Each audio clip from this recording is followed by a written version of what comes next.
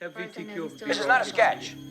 This is real. You want to go to BTR? This show used to be cutting-edge political and social satire, but it's gotten lobotomized by a candy-ass broadcast network, hell-bent on doing nothing that might challenge their audience. This moment comes from the opening teaser of Studio 60 on the Sunset Strip. The show, a comedy drama created by Aaron Sorkin of West Wing fame at the time, intended to explore the backstage politics that ran a fictional sketch comedy show also called Studio 60 on the Sunset Strip. The show had everything going for it, and NBC believed it would succeed. But in the end, they pulled the plug before it had the chance to really take off. Why? To make way for 30 Rock. You ate that whole thing? A dog took it. It came out of nowhere.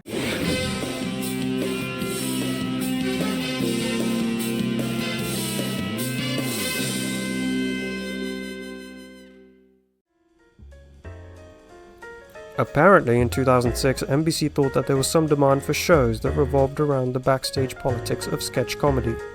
So much so that they greenlit two of them, Aaron Sorkin's Studio 60 on the Sunset Strip and Tina Fey's 30 Rock. Not only were the premises similar, but Studio 60 was seen as the most likely to succeed at the time. Now, of course, we all know that 30 Rock ended up being triumphant. It ran for 7 seasons, becoming one of the best TV comedies of all time, earning critical acclaim and a legion of fans. But back in 2006, Tina Fey had just left Saturday Night Live to work on the then titled The Untitled Tina Fey Project, whilst Aaron Sorkin's critically acclaimed The West Wing was finishing up its 7th and final season. Even Tina Fey wasn't feeling too confident about her chances. In my first attempt at primetime, I'm going against the most powerful writer in television. At the time, Aaron Sorkin was one of the biggest names in screenwriting, with critically acclaimed films such as A Few Good Men, The American President, and TV shows such as Sports Night and The West Wing. At this point, whatever he wrote, everyone expected it to be a hit. So, with The West Wing winding down, Sorkin set his sights on his next TV project, a comedy drama revolving around the lives of the people behind a Saturday Night Live-esque sketch comedy show. The show had a great cast led by the late Matthew Perry, his first TV show after Friends. Alongside him, Bradley Whitford, who himself was coming off The West Wing. The main cast also included Sarah Paulson, Amanda Peet, D.L. Hewley, Steven Weber, Nate Caudry, Timothy Busfield, and Apri, the Big Bang Theory Simon Helberg in a supporting role alongside Nate Torrance. Frequent Sorkin collaborator Thomas Schlamme also boarded on the project, directing the pilot and serving as an executive producer. The show also had a handful of guest actors, such as the late Ed Asner, Judd Hirsch, John Goodman, and Lauren Graham, just to name a few. It had everything. A stellar cast, one of the best screenwriters at the top of his game, and the network's confidence. And on September 18th, 2006, it premiered to high ratings, rave reviews, and a lot of hype. How did it all come crashing down? That show, it failed, and it certainly wasn't out of a lack of effort on any of our parts. We really worked really hard on that show. Well, there are a variety of different reasons. Despite initially receiving high viewership early on, after a few weeks, viewership plummeted as the show, according to NBC, seemed to only appeal to an upscale audience. On top of that, it reportedly cost $3 million per episode. With the high production costs and dwindling viewership, NBC just wasn't seeing a return on their investment, and it seemed they couldn't justify keeping the show on the air. Another factor that contributed to the show's demise was the incredibly high expectations it created. And I just think ultimately it had a problem it couldn't overcome, which was that people working on a comedy show, it is life and death. We're like, we got to get this right, or we're gonna, it kills us, right? It didn't have the West Wing stakes. Right. And I don't think it delved highly enough into how broken people are who have those stakes for a comedy show.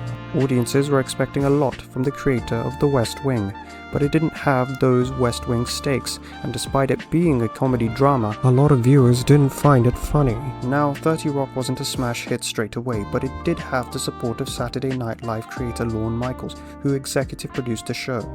And he was not a fan of Studio 60, even rejecting Aaron Sorkin's request to observe SNL's production for a week, because he was worried that the show would focus too much on the backstage politics of television, commenting, I guess he's going for a bigger set of issues, his characteristic subject being power and its responsibilities. But is this a new insight that networks are not to be trusted? The reality is that the network isn't powerful anymore. Talent is. Despite its slow start, ultimately, 30 Rock was cheaper to produce, its ratings continued to grow, and it was funnier. In the end, one show had to go. Despite everything that happened, there seemed to be no hard feelings, as Sorkin would later make a cameo as himself in the show. Walk with me. I'm Aaron Sorkin. The West Wing, Few Good Men, The Social Network. Studio 60? Shut up. I do believe it would have been possible for 30 Rock and Studio 60 to exist at the same time, in the same way we had Scrubs and ER, but unfortunately it just didn't have the ratings to continue. It's sad that Studio 60's legacy has become that of a failed competitor of 30 Rock. Studio 60 is not only my favorite Sorkin TV show, I also think it has one of the best written TV pilots. The writing, the acting, and the chemistry between the cast members just flows so smoothly with the signature Sorkin dialogue, serving as the cherry on top. Just read it. I thought it was inspired, but I'm not an expert.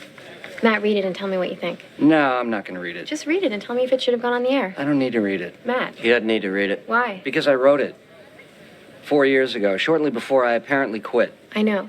The way it dealt with social issues and the way it characterized them while also exploring the ethics and morality of broadcast television was so compelling. Now, the show certainly did have some story issues here and there, including somewhat unclear character arcs, and while Sorkin isn't the type to write up hilarious gags and sketches like Tina Fey, he was always able to create funny moments through strong dialogue, personal insight, and unique interpretations of the topics discussed in the show. But overall, it laid solid ground for a second season that would never come.